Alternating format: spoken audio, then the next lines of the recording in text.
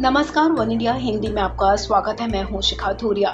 पिछले कई महीनों से दिल्ली की सीमाओं पर चल रहे किसान आंदोलन को लेकर सुप्रीम कोर्ट ने केंद्र और हरियाणा सरकार को कड़ी फटकार लगाई है। सुप्रीम कोर्ट ने पूछा है कि आखिर सड़क खाली क्यों नहीं कराई गई।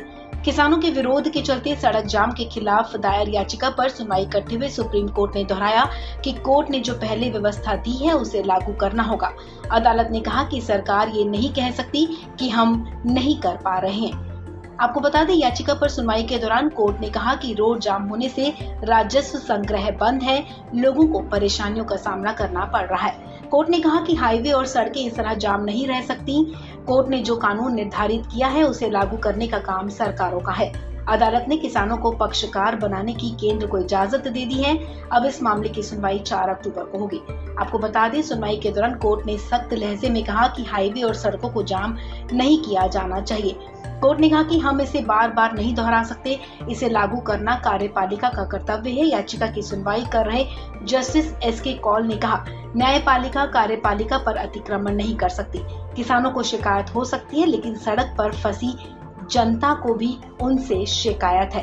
किसानों की शिकायतों के निपटारे के लिए उचित न्यायिक मंच और अन्य विकल्प हैं, लेकिन ये अवरोध बार बार नहीं हो सकते।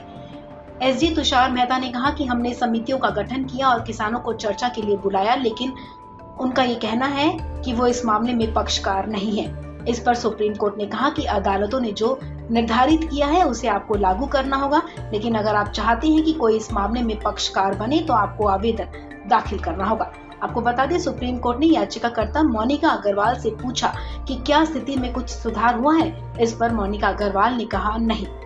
पिछली सुनवाई में भी सुप्रीम कोर्ट ने केंद्र सरकार से कहा था कि वो इस समस्या का कोई हल निकाले।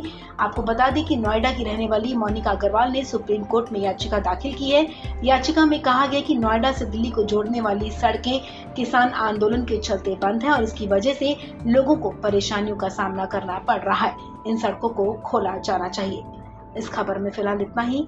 तमाम अपडेट्स के लिए आप बने रहें वन इंडिया हिंदी के साथ।